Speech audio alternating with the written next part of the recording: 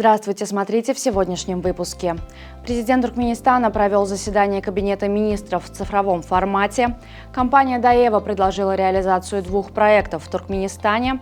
Туркменистан готовится к конференции по цифровой и зеленой экономике и другие новости. Президент Туркменистана Сердар Бердымухамедов провел очередное заседание Кабинета министров в цифровом формате. На заседании были рассмотрены несколько вопросов государственной жизни.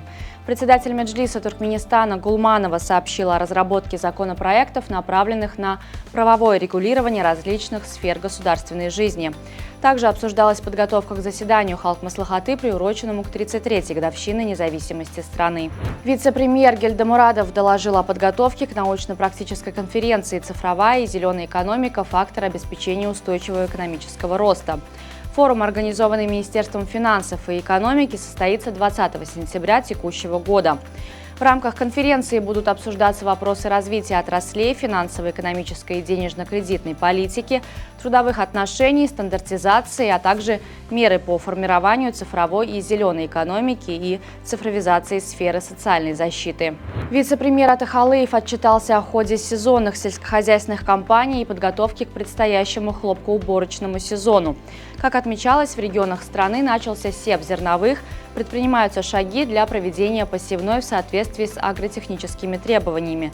Президент Туркменистана Сердар Бердымухамедов дал благословение на старт белой эстрады в вилаятах 11 сентября, обратившись к почетным старейшинам с просьбой дать начало уборочной кампании со словами «Бисмилла». Вице-премьер Анна Мамедов доложила о мерах по модернизации предприятий государственного концерна «Туркменхимия». В частности, обсуждалась работа по увеличению мощности производственного объединения «Марья-Зод» и подготовка технического задания на проектирование и строительство нового комплекса по производству минеральных удобрений. Президент Туркменистана Сердар Бердымухамедов назначил новых хакимов в город Балканабад и Кизиларватский трап Балканского вилаята. Согласно указу главы государства, Шохрат Аннамурадов был освобожден от должности хакима Кизиларватского и трапа Балканского вилаята, как не справившийся с возложенными на него обязанностями. На его место назначен Эмин Аширов, ранее занимавший должность хакима города Балканабад. Новым хакимом Балканабада стал Авезгельды Гошджанов. Президент Туркменистана Сердар Бердымухамедов подписал постановление, согласно которому объявлены 7 победителей детского музыкально-песенного конкурса «Жемчужина независимости», проведенного во знаменование 33-й годовщины независимости страны. Победителям будут вручены дипломы и ноутбуки, а участникам финального тура – ценные подарки от имени президента Туркменистана. В рамках участия в международной выставке умных городов туркменская делегация встретилась в Сеуле с генеральным директором компании «Даева» Джунгваном. В ходе встречи гендиректор корейской компании высказал заинтересованность в запуске 2 проектов по производству удобрений в Туркменистане. Он рассказал об успешном опыте компании в строительстве новых городов и высотных зданий, подчеркнув наличие возможностей для реализации высококачественных проектов в Туркменистане. Карачаево-Черкесский государственный университет учредил стипендию имени Махтумкули Фраги для иностранных студентов. Размер стипендии – 10 тысяч рублей. Претендовать на стипендию, носящую имя туркменского классика, смогут только отличники и активисты-общественники. В нашем вузе обучается много студентов из Туркменистана. В год 300-летия со дня рождения Махтумкули Фраги, великого туркменского поэта и мыслителя, решено установить стипендию его имени для иностранных студентов, сказал ректор вуза Таусултан Узденов. В ЮАР суд вынес суровый приговор 49-летнему Дэниелу, бывшему инженеру государственной железнодорожной компании. Его осудили на 15 лет лишения свободы за предоставление ложных сведений в резюме при трудоустройстве. Мужчина указал в своем резюме окончание престижного университета, наличие диссертации и нескольких дипломов о повышении квалификации.